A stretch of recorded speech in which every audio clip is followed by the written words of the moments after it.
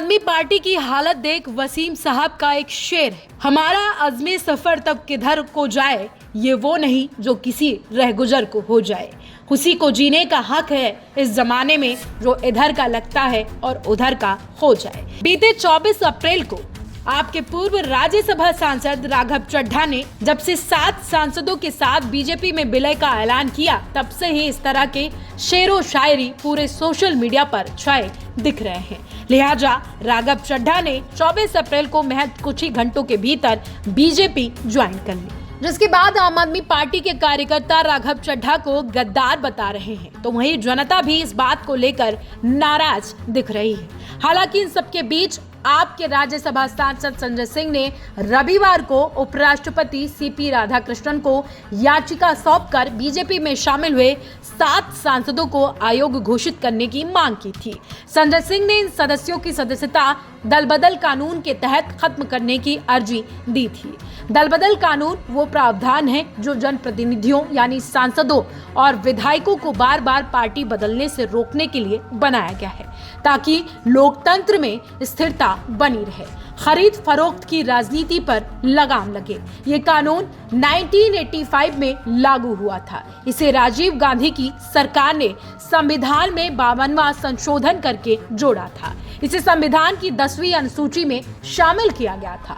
अगर 2/3 विधायक सांसद एक साथ दूसरी पार्टी में शामिल हो जाएं, तब ये कानून लागू नहीं होता। इसे मर्जर भी माना जाता है।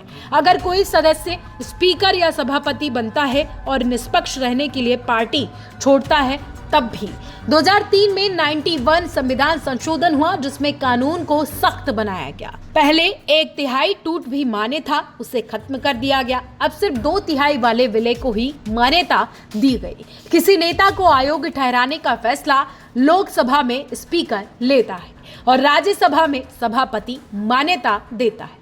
लिहाजा उपराष्ट्रपति सीपी राधाकृष्णन ने संजय सिंह की याचिका को खारिज करते हुए राघव चड्ढा समेत 7 राज्यसभा सांसदों के आम आदमी पार्टी से अलग होकर बीजेपी में शामिल होने की मंजूरी दे दी है, जिसको लेकर राज्यसभा ने नोटिफिकेशन भी जारी कर दिया, जिसमें बीजेपी सांसदों की लिस्ट में इन 7 नेताओं का नाम भी अब शामिल कर दिया गया।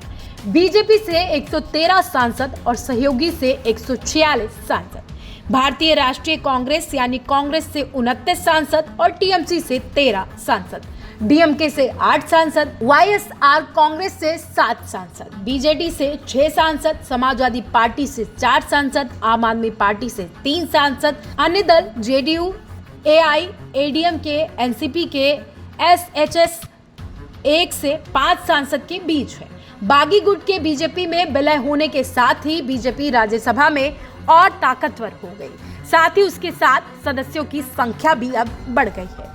राज्यसभा में बीजेपी के सांसदों की संख्या बढ़कर अब 113 पहुंच गई है, जो पहले 106 हुआ करती थी, जबकि पिछले हफ्ते तक 10 सांसदों वाली आपके पास अब महज 3 सांसद रह गए। गौरतलब है कि आप छोड़ने वाले 7 सांसदों में से 6 पंजाब राज्यसभा से आते हैं। राघव चड्ढा के साथ जिन सांसदों ने पार्टी छोड़ी, उनमें अशोक मित्तल, संदीप पाठक, हरभजन सिंह, राजेंद्र गुप्ता, विक्रम सहानी और स्वाति मालीवाल शामिल है।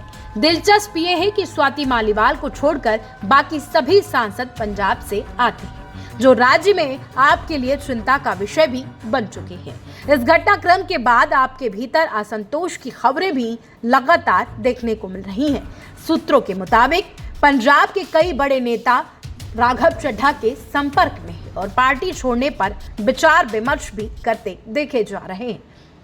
अगर ऐसा होता है तो ये आपके लिए और बड़ा संकट साबित हो सकता है, खासकर उस राज्य में जहां उसने हाल ही में राजनीतिक मजबूती बनाई है। हालांकि पार्टी की ओर से इन दावों को खारिज कर दिया गया। आप सांसद संजय सिंह ने इसे अफवाह करार देते हुए कहा कि बीजेपी और राघव चड्ढा जानबूझकर ऐसी बातें फैला रहे हैं ताकि पार्टी कमजोर हो सके, पार्टी को कमजोर किया जा सके।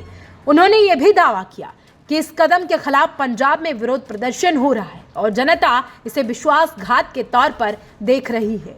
यह घटनाक्रम सिर्फ एक पार्टी बदलने तक सीमित नहीं है, बल्कि इसके दूरगामी परिणाम भी हैं और इसकी राजनीतिक असर भी आपको झेलने पड़ सकते हैं। एक तरफ बीजेपी की संसद में ताकत बढ़ी है, तो वहीं दूसरी तरफ आपके सामने संगठन को संभालने और अपने नेताओं को एकजुट रखने की बड़ी चुनौती भी अब सामने खड़ी दिख रही है।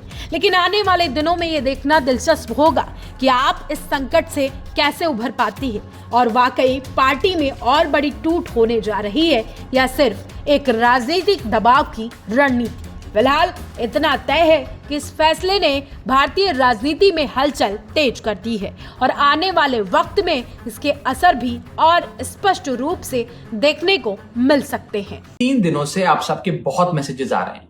आप में से ज्यादातर लोग मुझे बेस्ट विशेस दे रहे हैं, कंग्रेचुलेट कर रहे हैं, और कुछ लोग मेरे इस फैसले के पीछे क्या रीजंस हैं वो जानना चाहते हैं। तो आज ये वीडियो उनके लिए और उन लोगों के लिए भी जिन लोगों ने शायद मेरी प्रेस कॉन्फ्रेंस नहीं देखी। दोस्तों, पॉलिटिक्स में आने से पहले मैं एक प्रैक्टिसिंग चार्टर्ड अकाउंटेंट था। मेरे सामने एक बेहतरीन करियर था, लेकिन मैं उस करियर को छोड़कर पॉलिटिक्स में आया।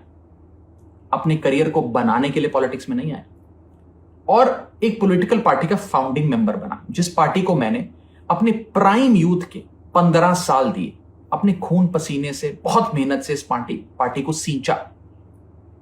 लेकिन आज ये पार्टी वो पुरानी वाली पार्टी नहीं रही। इस पार्टी में आज एक टॉक्सिक वर्क एनवायरनमेंट है। आपको काम करने से रोका जाता है, पार्लियामेंट में बोलने से रोका जाता है, और ये पॉलिटिकल पार्टी आज चंद करप्ट और कॉम्प्रोमाइज लोगों के हाथ में फंसकर रह गई है, जो अब देश के लिए नहीं, अपने निजी पर्सनल फायदे के लिए काम करते हैं।